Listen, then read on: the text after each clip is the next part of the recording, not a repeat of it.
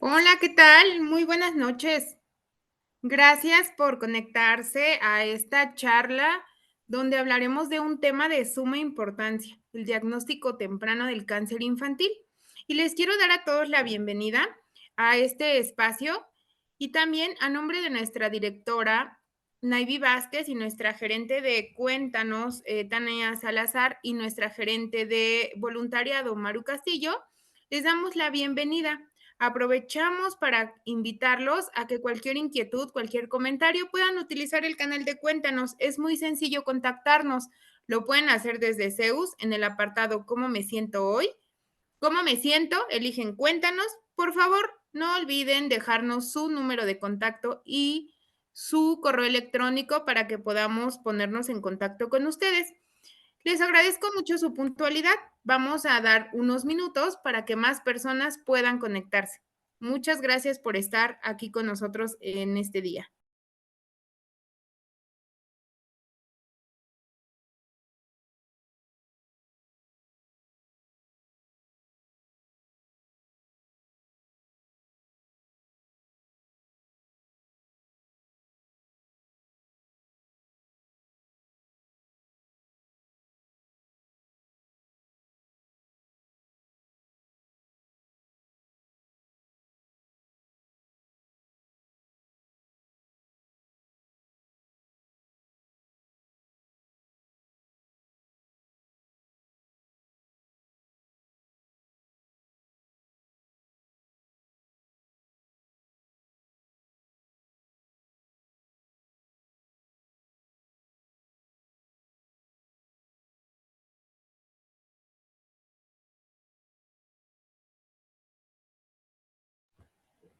Muy bien, pues vamos a dar inicio a esta charla y me gustaría presentarles a nuestros invitados del día de hoy. La verdad es que les estamos muy agradecidos al doctor Miguel y a la doctora Marta por este espacio que nos regalan para hablarnos de este tema de alta importancia. Y quiero presentar primeramente a la doctora Marta. Ella es titular de la Coordinación de Investigación de Fundación IMSS-AC. Es oncóloga pediatra, doctora de ciencias médicas, áreas de especialidad cáncer infantil, pediatría, políticas en salud pública. Tiene 35 artículos en revistas indexadas, más de 80 artículos en revistas arbitradas y 15 capítulos de un libro. Es miembro del Sistema Nacional de Investigación Nivel 2. Muchas gracias, doctora Marta, por estar con nosotros. Y también quiero presentar al doctor Miguel Enrique Cuellar Mendoza. Él es investigador de la Coordinación de Investigaciones de Fundación IMSS, anatómo-patólogo por el Instituto Nacional de Ciencias Médicas y Nutrición Salvador Subirán. Maestro en Ciencias con mención honorífica en la Facultad de Medicina de la UNAM y es alumno del doctorado de Ciencias Médicas. Y pues bueno, les agradecemos mucho y les cedemos la palabra. Cualquier inquietud, vamos a tener nuestro espacio de preguntas y respuestas. También pueden dejarnos comentarios en el chat o sus preguntas para que al final los doctores que hoy nos acompañan pues nos puedan resolver nuestras inquietudes. Adelante, bienvenidos y muy buenas noches. Muchísimas gracias, Yareli. Muy buenas noches a todos. Y para hablar de este tema que prevenir es curar y detectar el cáncer infantil, nos encontramos con esta presentación o tenemos esta presentación que se divide básicamente en dos partes. La primera parte es esta de hablarles un poquito de por qué es importante el diagnóstico pues temprano de cáncer infantil y cómo son las estrategias que se han ido llevando a cabo, ¿no? Un poquito para que tengan como en consideración lo que es importante para ver la siguiente parte de la presentación.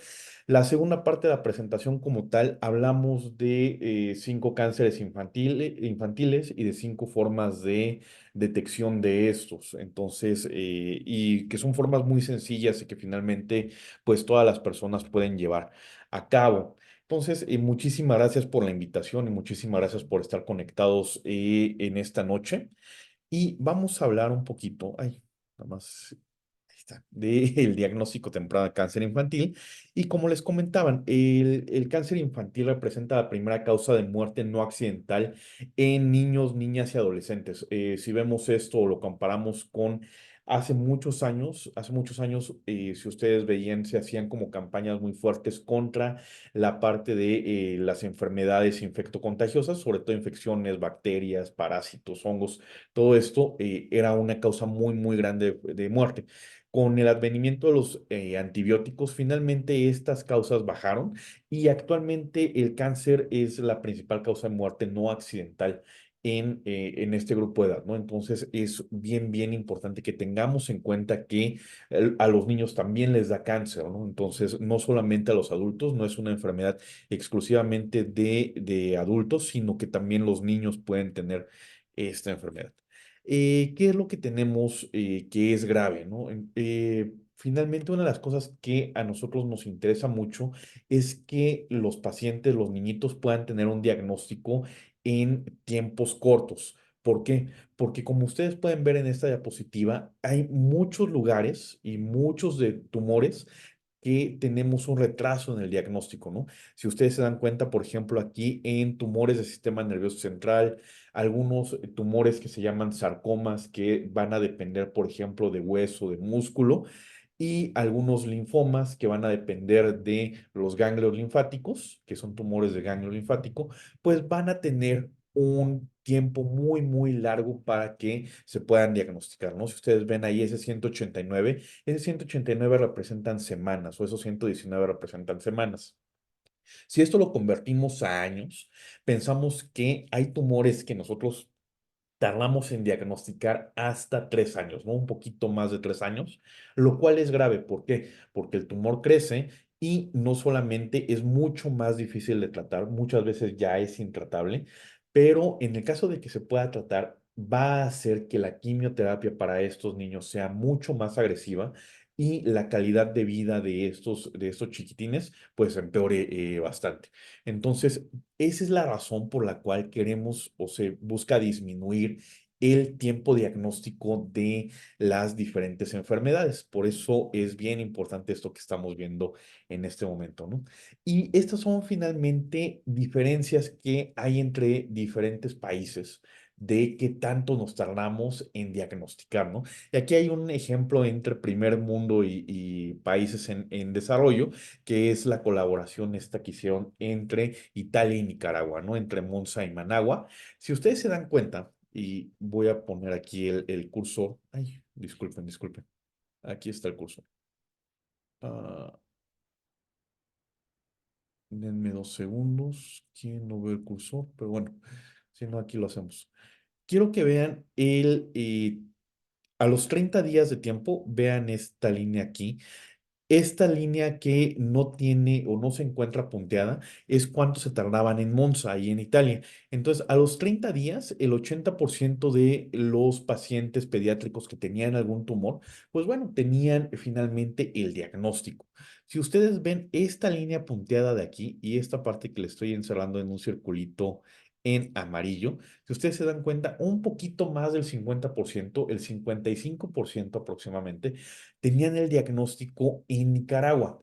Esto finalmente pues es grave. ¿Por qué? Porque significa que los pacientes que se encontraban en Italia van a ser o pueden ser tratados mucho más tempranamente con una menor carga de pues deterioro a su sistema, ¿no? Entonces también eso es bien importante. Por eso queremos disminuir los tiempos. ¿Qué otra cosa? Ay, dejen aquí nada más. Le borro. Ay, ¿cómo le borro?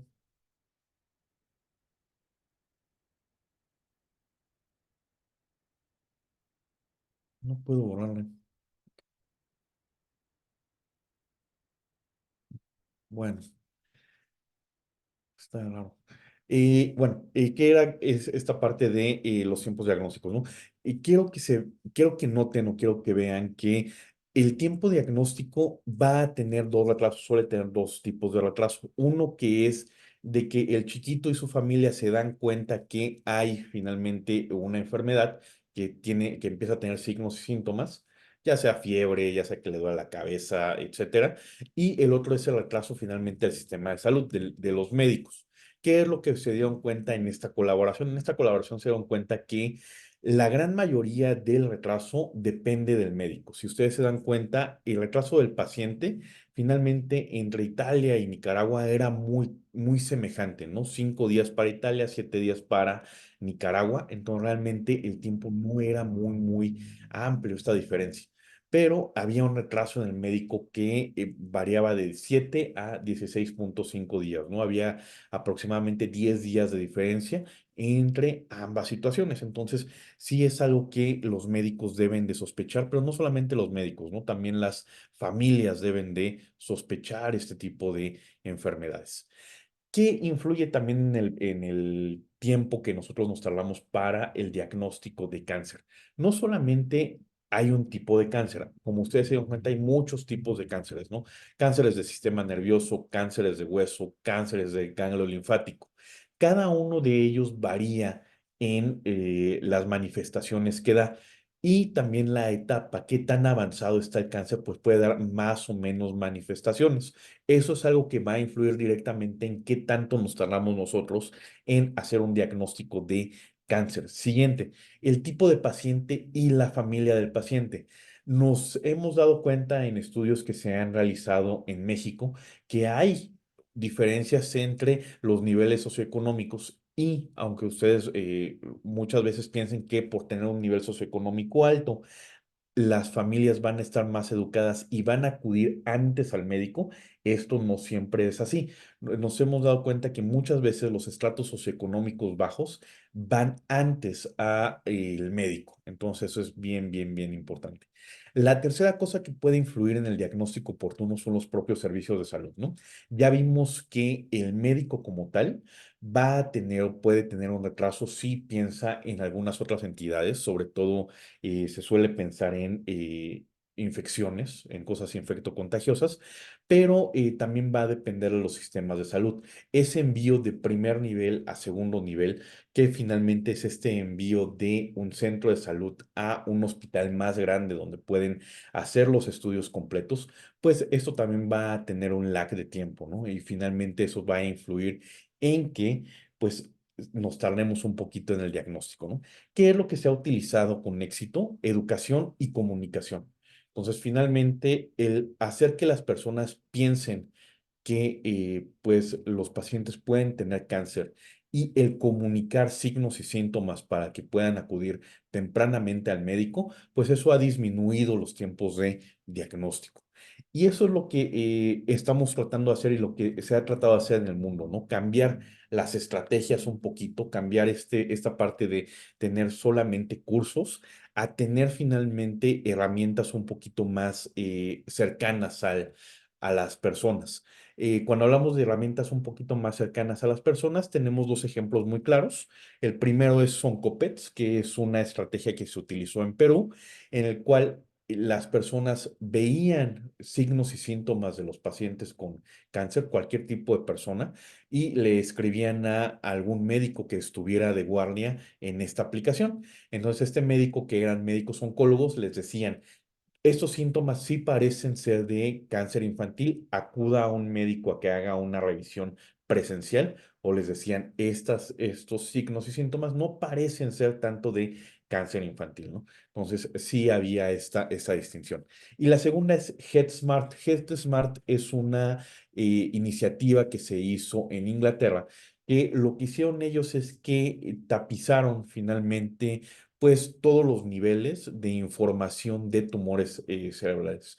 Y con todos los niveles nos referimos a que tenían anuncios en paradas de autobuses, en bibliotecas, en jugueterías, en estadios, en todos los lugares que ellos podían tener algún tipo de publicidad en la cual manifestaban los signos y síntomas que daba el cáncer, los tumores cerebrales.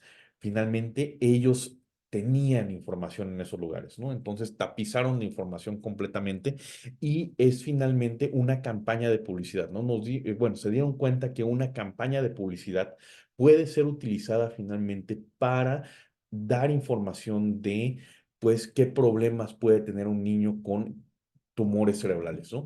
Entonces, esto disminuyó los tiempos diagnósticos. Entonces, en Inglaterra tenían un promedio de 6 meses para diagnosticar un tumor de cerebro. y con esta iniciativa de HeadSmart se redujo este tiempo a 3 meses, ¿no? Entonces sí fue muy, muy, muy importante lo que hicieron. Entonces, ¿qué es lo que normalmente se ha visto que funciona? Uno, una estrategia educativa fusionada también con la posibilidad de que haya médicos en sistemas de telesalud.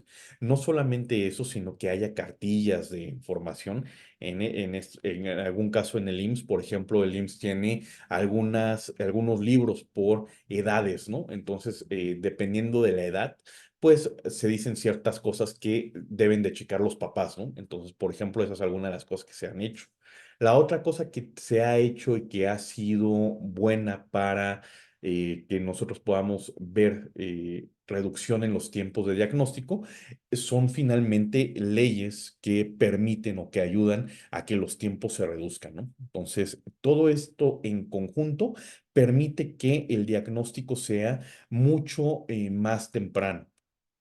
Y bueno, hablando de esta iniciativa tiene finalmente o incluye a 5 cánceres. Y estos 5 cánceres que nosotros les queremos comentar el día de hoy, pues son finalmente cánceres que son detectables en cualquier circunstancia, ¿no? Los signos y síntomas que ahorita les va a comentar la doctora Marta, pues finalmente permiten que cualquier persona pueda tener una idea de que algo está pasando y de que tenemos que llevar al niño al médico, ¿no?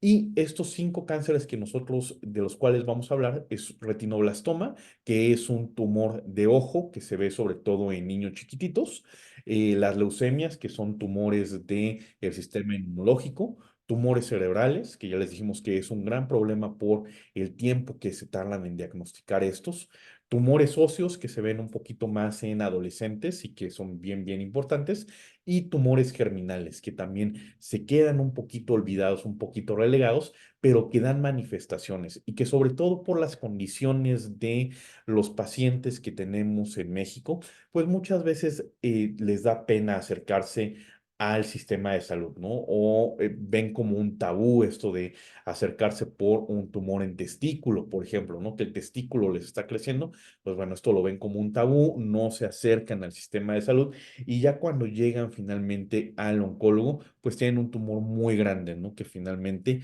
eh, dificulta bastante el tratamiento. ¿Qué es lo que vemos normalmente con todos estos tumores y qué es lo que queremos reducir, ¿no? Finalmente, este intervalo del paciente, de que el paciente nota algo que tiene a que va con el médico, el objetivo final es que este tipo de recorrido se tarde 5 días máximo, ¿no? O sea, que cuando alguien vea que no está mejorando o que piensa que tiene alguna gripa o algo y ve que no mejora esta gripa después de un tiempo pequeñito, pues pueda ir al médico y finalmente también el médico lo piense, ¿no? Finalmente también disminuir el tiempo entre el médico de primer contacto y el oncólogo, que es el médico especialista en tratar cáncer. Esto también hay que reducir el tiempo, hay que reducir los tiempos para que sean menores a 30 días, ¿no? Teniendo en cuenta que algunos tumores puede ser un poquito más de tiempo y seguimos agarrándolos en etapas tempranas, pues también, pero siempre pensar, ¿no? Y hacer que los pacientes piensen. Y los otros ya son un poquito más para médicos, pero también es para que ustedes conozcan qué es lo que pasa una vez que el oncólogo piensa en un tumor, ¿no? Una vez que el oncólogo piensa que el niño sí tiene cáncer, pues tiene que confirmar este diagnóstico. La confirmación es a través de estudios tanto de radiología como de algo que se llama patología, que finalmente es el estudio de algún tejido que se le envía a los médicos, ¿no? Y finalmente, una vez que le confirman este diagnóstico al oncólogo, de la confirmación al tratamiento, ¿no? También ahí hay un pequeño intervalo de tiempo que nosotros podemos reducir para que esto sea pues mucho más dinámico, ¿no? Y más rápido. Doctor, adelante. Gracias, Miguel. Bueno, pues buenas noches a todos y muchísimas gracias por dedicar un tiempo de su descanso seguramente a poder recibir este tipo de información. Entonces, como les decía, Miguel, nosotros tenemos el objetivo de sensibilizar a la población a mamás, papás, familia, maestros, personas de cualquier ámbito que tengan contacto con niños sobre esta enfermedad que muchas veces, como decía Miguel al principio, ni siquiera se piensa, ¿no? Porque se piensa que el cáncer no afecta a los niños. Entonces, algo muy importante es saber que existe y que nosotros como personas, digamos, de la sociedad civil, podemos detectar algunos signos y síntomas y que lo más importante es que cuando un tumor se detecta a tiempo es curable, ¿sí? El cáncer en los niños es curable y eso es algo que debemos de recordar, ¿no? Porque si nosotros no tenemos ese concepto, pues vamos a automedicarnos y llevar a los pacientes, a los niños al médico cuando ya tengan algún síntoma muy evidente, ¿no? Entonces, eso es algo que queremos, pues, resaltar. La siguiente. La siguiente diapositiva. Entonces, la estrategia que nosotros tenemos y en los próximos días lo compartiremos con los organizadores de este evento es la plataforma en la cual vamos a tener videos, cuestionarios escalonados por edad de pacientes y también entre niños y niñas.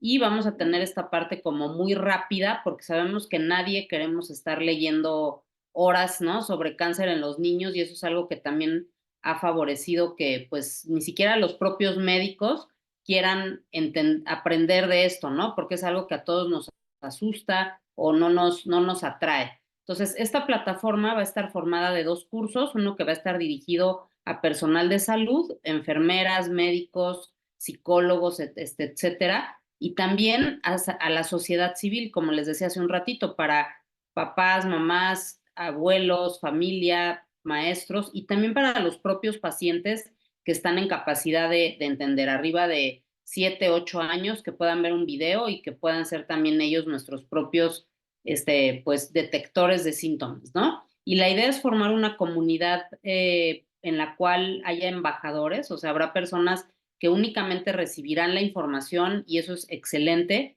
y habrá otros que se sentirán comprometidos con esta causa y a lo mejor serán voceros de nuestro proyecto, que ya será también de ustedes, y que a su vez podrán, digamos, correr la voz, ¿no? Y ojalá, pues estos videos que les vamos a presentar en las próximas semanas, que al final van a ver uno el día de hoy, puedan ser virales, ¿no? Y que no sean virales otras cosas. La siguiente.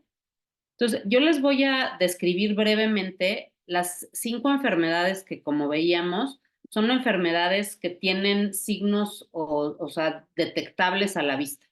Uno es el retinoblastoma y esta es una como analogía de cómo se van a ver estas presentaciones en la plataforma para que ustedes vean que es algo muy sencillo. Ajá. No es una conferencia, no es algo así con términos médicos, ni muy pretencioso con la idea de que la gente no nos entienda. Al revés, tratamos de hacer una presentación muy sencilla con palabras que nosotros enfrentamos con el resto de la población para que pudieran ser entendibles y muy claras. Entonces, el retinoblastoma es un tumor que se origina en la retina, que es un tejido del ojo. Como veíamos hace un ratito, se presenta en niños chiquitos, en general menores de 3 años, y lo más importante es que no da dolor. Entonces, eso es algo que pues es malo, porque de alguna forma los niños no se quejan y nosotros como papás o mamás no lo tomamos tan en cuenta. Lo que va a dar es una imagen blanca. La siguiente, por favor. Y la siguiente, en la cual se ve el ojo blanco, como ven en la foto, y entonces el niño, como ustedes lo ven ahí, no se ve pues con pérdida de peso, no se ve pálido, se ve en buenas condiciones, sin embargo tiene esa imagen blanca que es pues muy, muy sospechosa de un retinoblastoma. La otra es el estrabismo o hacer los ojos viscos, como el niñito que se ve en la foto de abajo, que muchas veces también por, digamos, leyendas ahí urbanas de que si es normal o que se va a quitar, nada de esto es normal, o sea, todos los signos son de sospecha hasta no demostrar lo contrario. Otra es que los niños chiquitos dejen de ver. El problema es que un niño a veces, pues a esa edad, no habla. Entonces, la forma en que nosotros nos podemos dar cuenta es que choca con objetos o camina de lado o no alcanza, ¿no? A sujetar cosas chiquitas.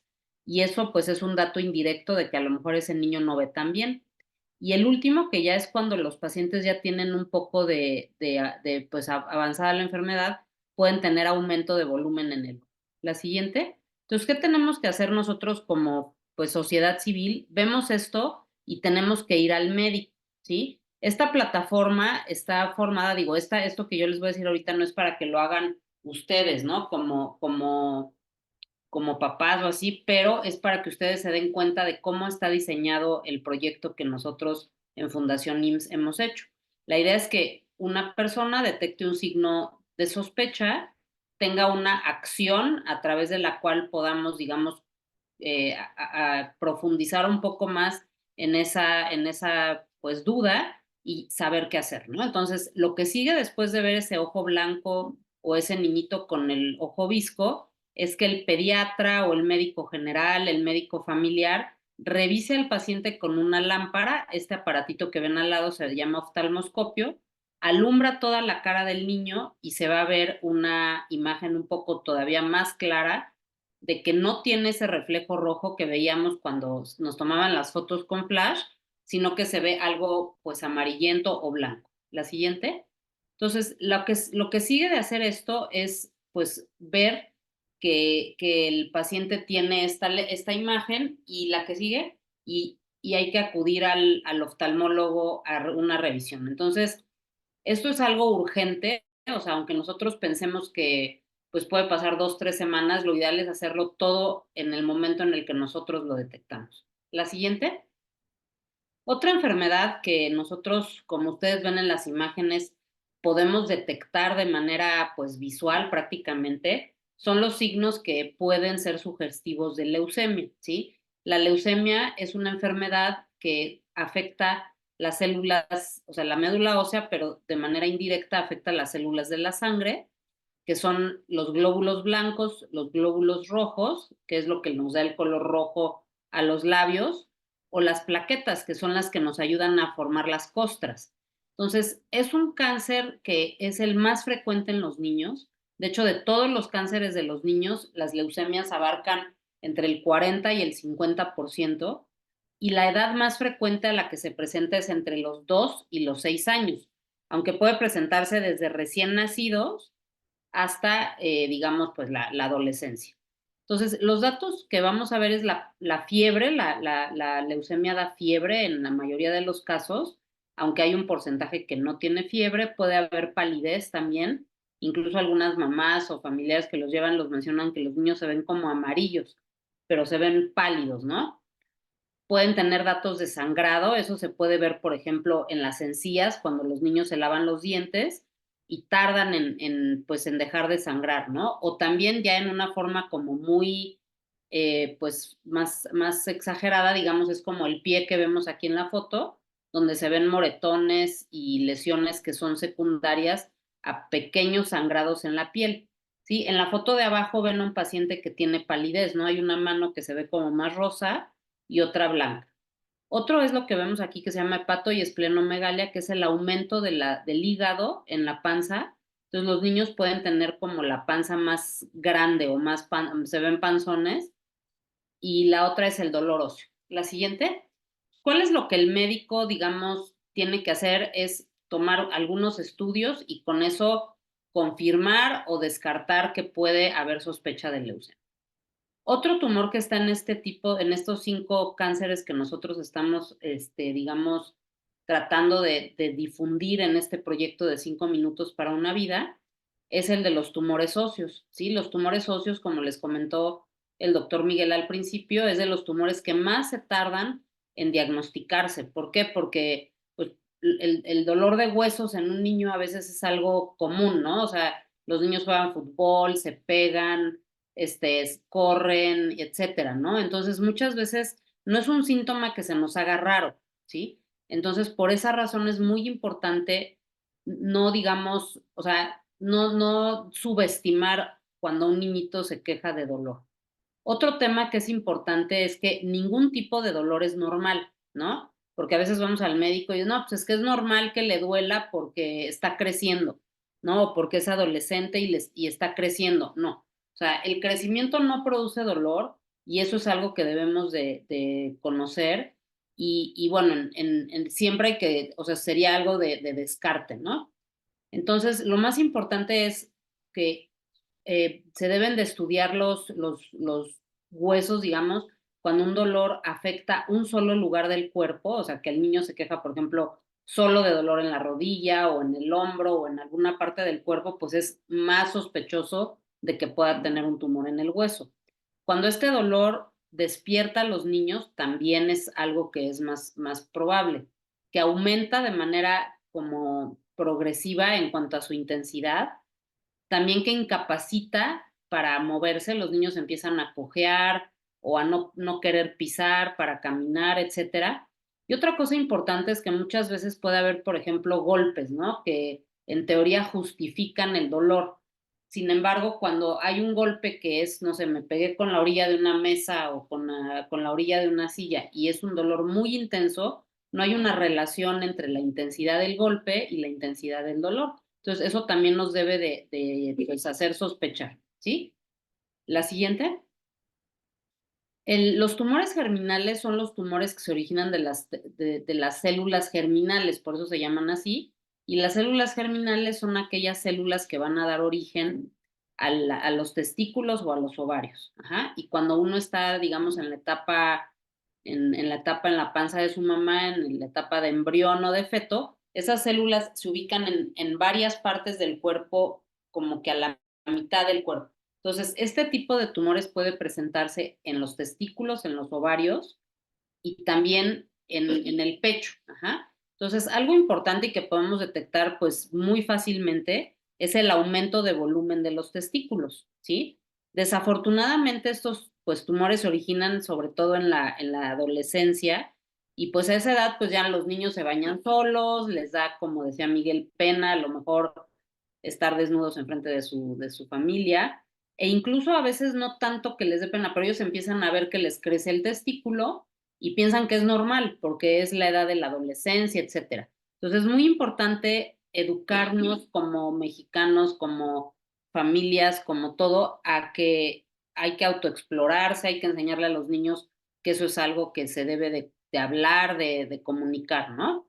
Otro entonces sería el aumento del perímetro de la panza, ¿no? Niñas, sobre todo, que tienen tumores a nivel de los ovarios, que muchas veces llegan incluso a los hospitales y piensan que las niñitas están embarazadas, ¿eh? Porque tienen un aumento de volumen muy importante y eso pues es algo que también pues no es normal, ¿no? Entonces, cualquier cosa que uno como mamá o papá vea que tu hijo tiene algo, porque no es que la niña esté ocultando algo, simplemente ella le está pasando algo que no sabe qué es y entonces es importante eso.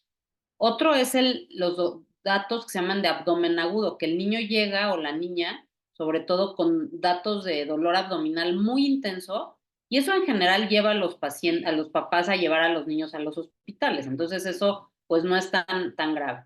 También estar checando en las niñitas el ciclo menstrual, o sea, una niñita que deja de menstruar o que menstrua mucho. Entonces, por eso es muy importante la comunicación con nuestros hijos, nuestras hijas, ya sea la mamá o también el papá, ¿no? O sea, tenemos esos como prejuicios de que a lo mejor las mamás hablan con las niñas y los papás hablan con los niños, pero la realidad es que esto es algo completamente falso, o sea, lo importante es educar a nuestros niños y sobre todo a nuestros adolescentes. Y finalmente, este tumor que les digo que se origina en el pecho, pues el síntoma que va a dar es tos, ¿sí? Entonces, ¿cuántos de nosotros no tenemos tos? O sea, todos pues hemos tenido esto y pues se nos hace un síntoma normal, ¿no? Hasta vivir en la Ciudad de México a veces con la contaminación o cosas así. Sin embargo, una tos que dura más de 7, 10 días es algo que debe de atenderse, ¿sí? Y lo ideal es que si tenemos tos mucho tiempo, es tomarnos una radiografía. La siguiente. Entonces, ¿cómo vamos a...? Creo que me faltó los tumores cerebrales, que no sé, no están ahí, pero rapidísimo les comento. Los tumores cerebrales son el dolor de cabeza, ¿sí? El dolor de cabeza, pues también es algo que todos, yo creo que a esta hora ya todos tenemos, pero que en realidad cuando tiene una intensidad muy fuerte, que se presenta con alteraciones de la visión, o sea, que vemos lucecitas o que escuchamos ruiditos así como zumbidos, es algo que no es normal, ¿sí? Cuando el dolor de cabeza se acompaña también de vómito, es algo que no es normal, ¿de acuerdo? Entonces, algo que les quisiera decir antes de ir como concretando ya el final de la plática, es decirles que por favor les crean a los niños. O sea, si un niño les dice que le duele la cabeza o que se siente mal, incluso que está cansado, ¿no? Un paciente con leucemia, pues que tiene a lo mejor anemia, pues va a estar cansado. Y no es porque no quiera hacer la tarea o porque no quiere comer brócoli o por cosas así, ¿no? Y a veces eso lo hacemos, ¿no? Y tenemos pacientes que, por ejemplo, han tenido por un tumor cerebral dificultades en la escuela y los han cambiado de 3, 4, 5 escuelas porque pues tenían 10 de promedio y de repente tienen 8, 7, reprueban y antes de pensar que ese niño tiene algo físico en su cuerpo que le está impidiendo aprender, piensan que el niño pues tiene algún problema psicológico o que es un flojo o cosas así. Entonces, les pedimos muchísimo eso de creerle a los niños y de que pues nunca, digamos, dar por hecho que algo es psicológico antes de haber descartado algo físico. Y algo importante es que pues todos estos signos y síntomas pueden ser traducidos a un cuestionario y entonces eso lo pueden contestar obviamente los papás, pero también los pacientes y esto lo queremos implementar en salas de espera o en las farmacias, en centros donde las personas están pues con algún pequeño tiempo y en un periodo de unos 3, 4 minutos pueden contestar un cuestionario. La siguiente. Entonces, lo que queremos es llegar a todas las personas, esta información está hecha para difundirse y que recuerden que en 5 minutos, o sea, por tener, digamos, la generosidad de regalar 5 minutos de nuestra vida al ver un video o al contestar este tipo de cuestionario, podemos cambiarle la vida a un niño. A veces podemos ir en el metro, ¿no? Y ver a un niñito con esto del ojo blanco y a lo mejor como yo ya sé esta información, pues tengo la obligación de decirle a la persona que vaya al médico, ¿no? También necesitamos que la mayor parte de la población conozca estos síntomas para que todos los que, digamos, sean pues favorecidos con esta educación puedan ayudarnos a ser nuestros aliados. Entonces, la difusión y el compromiso de todos con este lema de 5 minutos son suficientes para cambiar una vida debe de estar al alcance de todos y eso es en lo que ustedes nos pueden ayudar. La siguiente. Entonces, podemos cambiar, como les decíamos al principio, la vida, ¿no? O sea, salvarle la vida a una niña, a un niño, a un adolescente, pero más allá de eso, podemos preservarle el ojito a ese niño que tiene esa manchita blanca y que a lo mejor si no se detecta a tiempo, a lo mejor no se va a morir, pero le van a tener que quitar el ojo, ¿no? Entonces, eso es algo que obviamente le va a dejar secuelas para toda su vida. La preservación de la función. Ese niñito que a lo mejor llegó del fútbol, le dolía la pierna y le estuvimos dando paracetamol durante 2, 3 meses y resulta que tenía un tumor, pues al final le van a tener que amputar la pierna porque la pierna no se va a poder preservar. Entonces, obviamente eso repercute totalmente para el resto de su vida. Y también algo muy importante, entre más tempranamente se diagnostique una enfermedad a cualquier edad y digamos, de cualquier tipo, pues va a recibir menos tratamiento, o sea, menos tiempo, menos medicamentos, menos dosis, menos cirugías, menos radioterapia, etcétera, y las secuelas físicas, psicológicas y sociales de ese paciente y de su familia, pues van a ser mucho, mucho menores. La siguiente. Entonces, el cáncer es una urgencia, o sea, la sospecha de cáncer es una urgencia.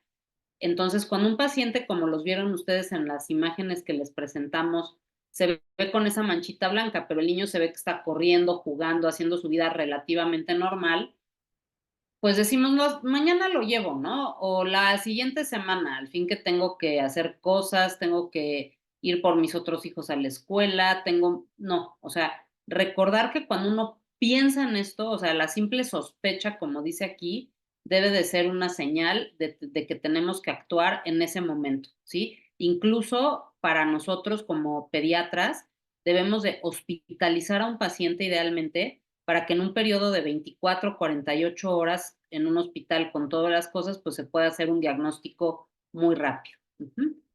La siguiente. Entonces, bueno, esto es una estrategia que se diseñó ahí en la Fundación IMSS, es un pues trabajo que hemos hecho entre muchísimas personas. Estamos apenas en la parte naranja de lo que les hemos presentado, nos falta, hemos avanzado en las demás, pero todo eso pues lo podremos hacer gracias al apoyo de todos ustedes y pues les agradecemos muchísimo su atención. Ahorita el doctor Miguel les va a pasar un video que espero que les guste y que se sientan pues muy motivados a poder ayudarnos y que sepan que ustedes pueden ser parte de este proyecto en el momento que ustedes lo decidan. 5 minutos pueden cambiar el rumbo de una vida. Y solo 5 minutos son suficientes para detectar a tiempo el retinoblastoma, el cáncer más frecuente en el ojo. ¿Sabía que en más del 90% de los casos de este tipo de cáncer se da en niños y niñas menores de 3 años e inicialmente no produce dolor o molestia? Entonces, ¿cómo podemos identificarlo y tratarlo a tiempo? Preste atención a estos 5 puntos. 1. Si existe ausencia de reflejo rojo o identifica color blanco en el ojo, este signo se llama leucocoria y es un signo de alerta.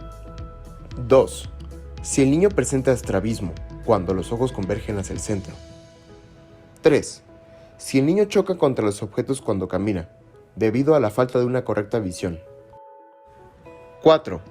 Cuando la enfermedad está más avanzada, podría existir un aumento en el volumen del ojo, debido al crecimiento del tumor. 5. Dolor. En ningún momento el dolor ocular es normal.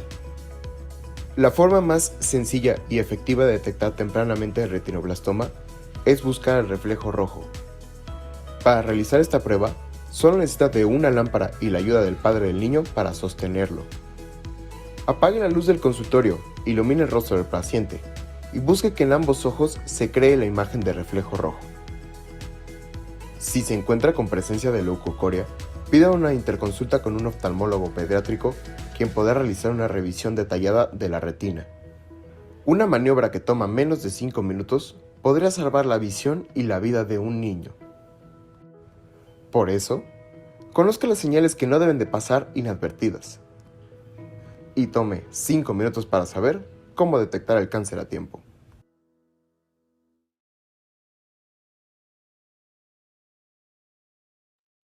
Su micrófono, doctora. Sí, perdón. No, que muchísimas gracias. Veo en el chat que hay algunas preguntas. Obviamente, cuando uno empieza a ver este tipo de información, pues se asusta, ¿no? Porque dices, oye, yo veo pálido a mi hijo a lo mejor, o los dolores de cabeza, que decíamos que es algo frecuente. O sea, la idea de esto no es asustar a las personas, sino justamente hacernos conscientes de que sí es posible que este tipo de síntomas sean la manifestación de una enfermedad potencialmente grave.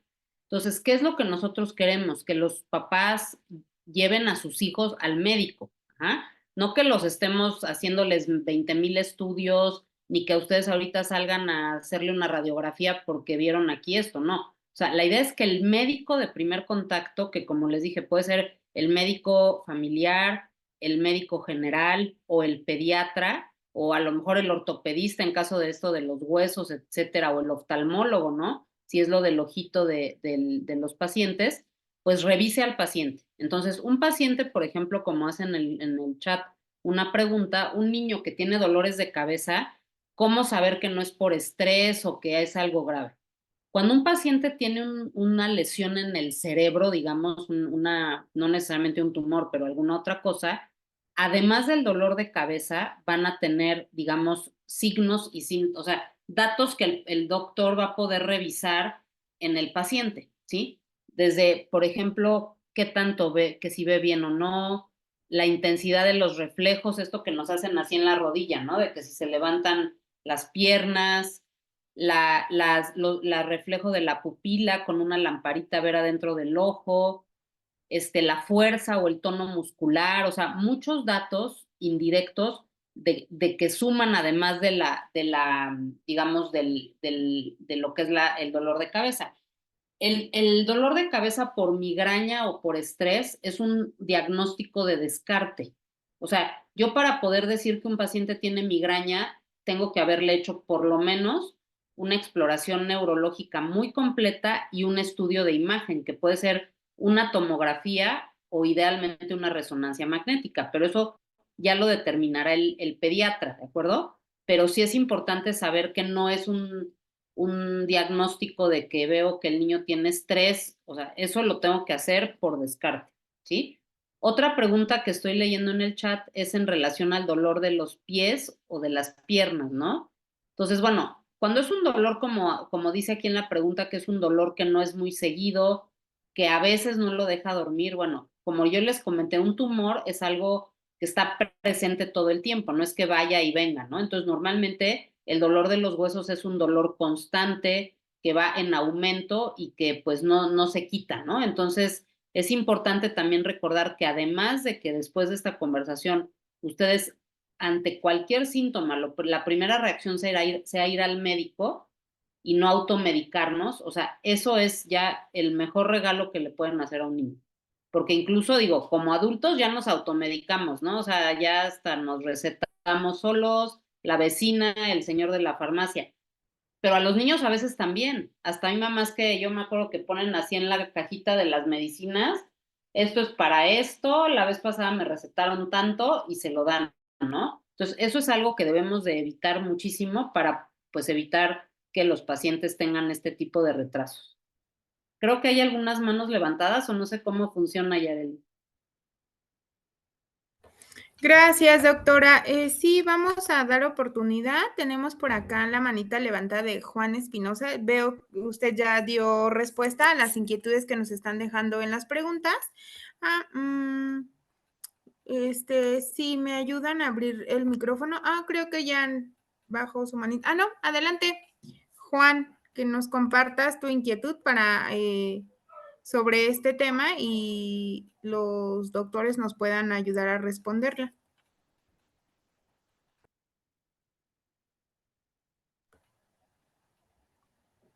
Hola, Juan. Creo que apenas está conectando el audio. Sí, el audio, justo. Gracias, doctor.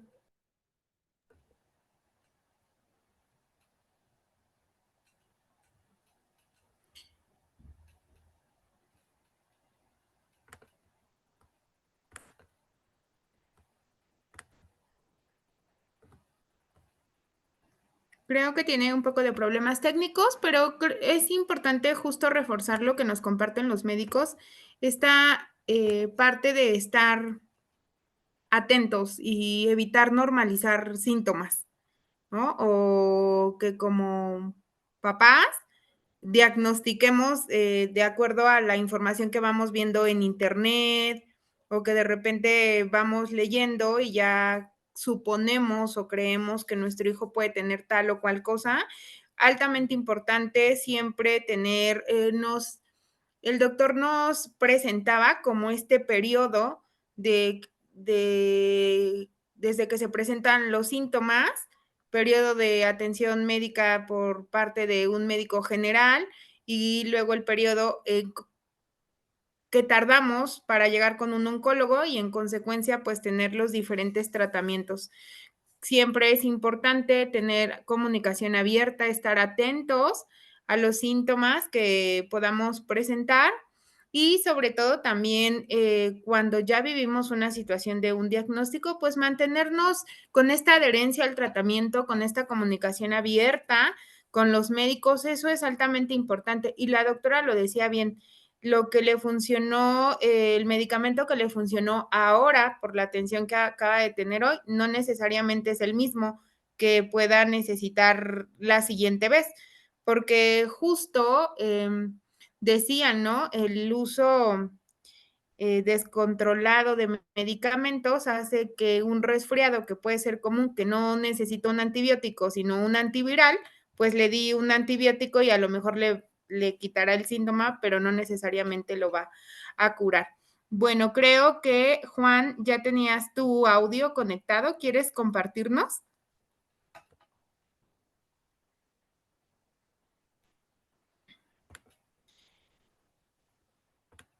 Ok, Juan. Bueno, vamos a seguir esperando que puedas abrir tu micrófono y pues es importante que esta plataforma, doctora y doctor, que nos van a compartir, pues poderla socializar, porque sin duda alguna podemos decir por experiencia en nuestro trabajo con pacientes y con las organizaciones amigas que conocemos, que ha sido mucho el avance que hay en la atención de los niños con cáncer. En Cuéntanos y Atención a Socios, pues nos toca dar seguimiento a casos especiales y tenemos algunos compañeros o compañeras que sus hijos han sido diagnosticados con algún tipo de cáncer y la atención que han recibido y los tratamientos. Y ese lapso de los síntomas a tener un diagnóstico, honestamente es que ha sido menor y eso ha ayudado a que estos niños, hijos de nuestros compañeros y compañeras, pues hoy se encuentren en tratamiento de mantenimiento o algunos ya estén en remisión y se debe justo a estos elementos que mencionamos, de tener esta adherencia al tratamiento, de mantenerse informados de fuentes confiables y no hay mejor fuente confiable que lo que sus médicos especialistas puedan compartirles. Tenemos por acá, bueno, nuestro compañero Jesús Antonio no pudo tener audio y cámara. Si nos quieres escribir tu mensaje, con gusto. Vamos, también les dejamos en el chat la encuesta para que nos puedan ayudar a tener sus comentarios sobre esta charla. Y pues, doctora, siguen por acá compartiéndonos, ¿no? Si hay síntomas en los niños, qué deben de hacer. Y justo acá tengo un comentario de Jesús Antonio. Dice, ¿qué pasa si en el Seguro Social solo son dolores normales? ¿O cómo le puedo decir a mi médico que lo haga? En Claro. cuanto Sí, o a sea, los justo estamos conscientes, y lo comentó Miguel, de que pues los doctores estamos con mucha necesidad, digamos, de educación, ¿no? Entonces, justamente este programa está dirigido a los papás, a las familias, pero sobre todo a los médicos de primer contacto. Entonces, digamos que ahora sí que sabemos que varios casos o un porcentaje elevado de casos en los cuales hay retrasos en el diagnóstico es por responsabilidad de los médicos. Y hay papás que hay, digamos que un paciente se diagnostica con cáncer, un niñito, y que ha visto 5 o 6 médicos, ¿no? Entonces, por eso les decimos que esto sí es algo como muy urgente y muy grave que está pasando, digamos, no solo en México, ¿eh? Esto pasa en muchos países del mundo porque esta enfermedad, o sea, si fuera tan fácil a lo mejor de diagnosticarse, pues no estaríamos aquí, ¿no? Eso es algo complicado, difícil, pero que tenemos la posibilidad de mejorar entre todos. Entonces, pues sí, o sea, si ustedes ven que su hijo sigue con alguna molestia o algo que el doctor, digamos, no les hace caso, o ustedes no se rindan, por decirlo. Sí, o sea, hay que confiar mucho en nuestro instinto como papás, como mamás, que somos los que mejor conocemos a nuestros hijos, y si lo vemos raro, lo vemos cansado, lo vemos con un comportamiento anormal o algo, es porque ese niño tiene algo, ¿no? O sea, no es que sea que está estresado o que, no, o sea, ustedes, como les decía, creerle a los niños, pero también creer ustedes en su, pues, preocupación, ¿no? O sea, tampoco exagerar, ¿no? De que ahorita vamos a hacerle 10,000 estudios a los pacientes, porque eso no está bien, pero sí es ideal que pues veamos y estemos al pendiente de esas molestias. Claro, doctora, y muy importante rescatar lo que usted comparte. Todas estas campañas que nos presentó el doctor, que han hecho pues a nivel mundial y que han hecho en otros países, pues justo es esta parte de la sensibilización, sí, de los pacientes, pero también de los médicos de primer contacto. Y depende mucho que nosotros justo evitemos normalizar síntomas en los niños y eso retarde que él pueda llegar a un médico de primer nivel, que pueda canalizarlo y también que como pacientes tenemos este derecho a una segunda opinión médica. sí, justo como lo comparte la doctora, de repente, pues dices, híjole, es que como que hay algo raro, ya le di el tratamiento, ya seguí indicaciones, pues valernos de especialistas, este, poder buscar esta segunda opinión médica, pero sobre todo informarnos nuevamente de estas fuentes confiables. Son muchas las organizaciones civiles que especialistas en atender temas como el que nos están presentando hoy, y así como Fundación IMSS está haciendo este trabajo para sensibilizar a los médicos de primer contacto, que es donde siempre, siempre el impacto va a ser positivo porque es donde llegamos los pacientes. O sea, si mi niño tiene gripa o de repente tuvo vómito o de repente ya le veo los ojitos raros o de repente ya trae una bolita por acá o un moretón o alguna situación, pues es importante acudir al médico. Doctora, nos comparten por acá. Su pediatra me comentaba que era por crecimiento de los huesos y como él jugaba básquetbol, pero con esta plática, entonces, ¿será de cuidado? Me imagino que debe de tener como este dolor que usted nos decía que no debemos de normalizar. Así es. Sí, o sea, el dolor de crecimiento no es un dolor, que se describa, ¿no? O sea, entonces sí hay que revisar, digo, puede ser que se haya lastimado por algún golpe en el ejercicio o cosas así, pero idealmente, pues sí es mejor que lo revise el ortopedista. Si el ortopedista ya lo revisó, digamos, y descarta cualquier cosa, pues digo, no es que sea por el crecimiento, seguramente es por la vida que lleva ese deportista, ¿no?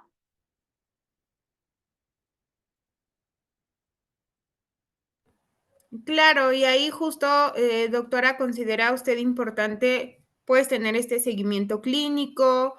Obviamente, si hubiera otros síntomas que dice uno es que ya está siendo muy recurrente, es acudir como a este segundo nivel. Lo que decía el médico, el doctor, es el médico de primer contacto, pero también ya puede haber un médico internista o lo que usted decía para un tema de migraña, que ya debe haber una valoración neurológica y estamos hablando que vamos desde este médico familiar o este médico general a ir a estas especialidades que pueden darnos un diagnóstico más certero y evidentemente depende de cómo nosotros observemos a nuestro paciente. Claro. Y bueno, también nos comparten que sería importante tener una campaña de concientización para saber los cuidados que deben de tener con los niños cuando ya tienen algún tipo de diagnóstico. Sí, claro, o sea, eso es muy importante, pero digamos es como otra historia, ¿no? O sea, una vez cuando un niñito ya tiene un diagnóstico, pues obviamente es un tema complejo que amerita la atención multidisciplinaria y todo esto, pero sí, totalmente, o sea, cuando ustedes quieran podemos ver también eso, pero en este momento, digamos, lo que Miguel y yo queremos es como concientizar sobre esta parte de diagnóstico temprano, justo para que los niños que, digamos, no podemos evitar que un niño le dé cáncer, pero sí podemos diagnosticarlo a tiempo. Y si lo diagnosticamos a tiempo, pues tiene todas las posibilidades de recibir o de tener acceso a un tratamiento curativo, ¿no? Porque justo lo que les decíamos, o sea, el retinoblastoma es una enfermedad que en otros países los ve el oftalmólogo, ni siquiera el oncólogo, porque se diagnostica muy rápido, ¿no?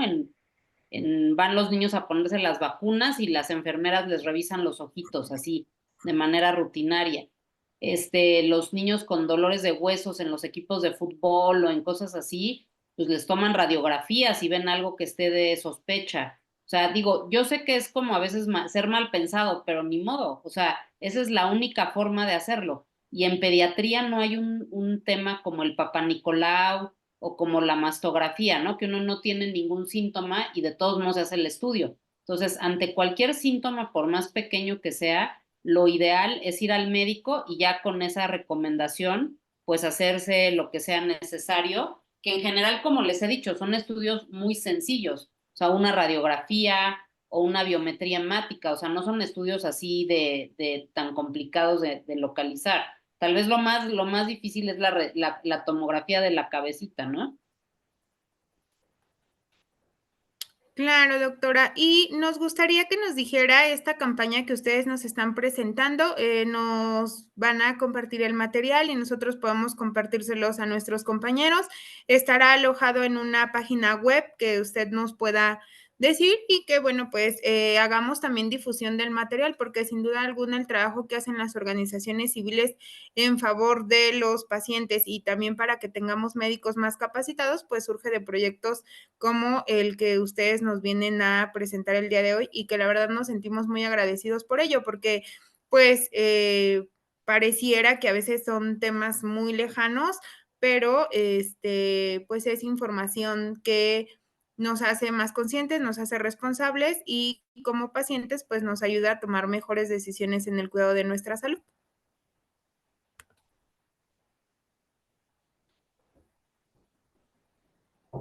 También los invitamos a que puedan responder la encuesta. Y doctora, ¿esta información estará próximamente en una plataforma o ya la podemos encontrar en algún lado? Aún no se puede encontrar en alguna plataforma. En cuanto tengamos como toda la información ya en la plataforma, les haremos con gusto el favor hacérselas llegar. Muchas gracias, doctor. Perfecto, pues nosotros vamos a estar atentos y con mucho gusto haremos difusión de este trabajo tan valioso que ustedes han venido a mostrarnos el día de hoy. Por aquí hay una pregunta que nos pone, ¿la Fundación IMSS solo pueden acudir o atender los niños que no están afiliados al IMSS o está abierto a todo el público? Entiendo que el proyecto que ustedes nos vienen a presentar es un proyecto de investigación que deriva como de estos resultados para la sensibilización de un diagnóstico más oportuno? Sí, el proyecto es más bien de sensibilización y de información hacia los signos y síntomas. Como tal, Fundación IMSS no cuenta con médicos para hacer diagnóstico ni tratamiento de cáncer infantil. Entonces, lo que estamos buscando nada más es que el público en general y los médicos estén más informados para que puedan acudir más tempranamente a su médico. Perfecto, doctor. Pues tendrán alguna recomendación final, algún comentario final para que nosotros podamos cerrar esta charla. Como les decíamos, en Grupo Salinas nos sentimos, la verdad, muy contentos de tenerlos en estos espacios y ser también parte de este programa de sensibilización del lado que nos toca como pacientes y pues este trabajo que ustedes también hacen como médicos, que lo puedan compartir así abiertamente, nos ayuda mucho a eso, a tener conciencia del cuidado de la salud, tanto de nosotros como de nuestros hijos. Y pues yo creo que el mensaje final podría ir en el sentido de tres cosas. O sea, la primera es creerle a los niños, ¿sí? O sea, es algo que es muy importante. La segunda es no automedicarnos ni obviamente medicar a los niños. Y la tercera sería que ante cualquier síntoma, o sea, digo, no necesariamente de cáncer, pero de cualquier otra cosa, acudir al médico, ¿no? O sea, no hay como gripas normales o cosas normales. O sea, lo ideal es cuando tengamos a cualquier edad alguna molestia, pues a veces a ir al médico, incluso cuando somos adultos, aunque estemos bien, ir al médico, ¿no? A tomarnos la presión, a hacernos una revisión anual. Entonces, justo educar a los niños de esta forma sería el mensaje. Gracias. Y muchas gracias a todos por su atención. Pues les agradecemos mucho, la verdad es que para nosotros estos temas son de alta importancia y pues les agradecemos mucho a quienes se conectaron el día de hoy a darse este tiempo, a tener esta información confiable de médicos especialistas y los invitamos a que cualquier inquietud puedan escribirnos en Cuéntanos, es muy sencillo, desde CEUS en el apartado ¿Cómo me siento? Nos dejan sus datos de contacto y con gusto nos acercamos con ustedes para poderles compartir la información cuando ya la tengamos disponible y podamos tener y ser parte de la difusión de esta campaña de sensibilización para lograr diagnósticos oportunos en los niños.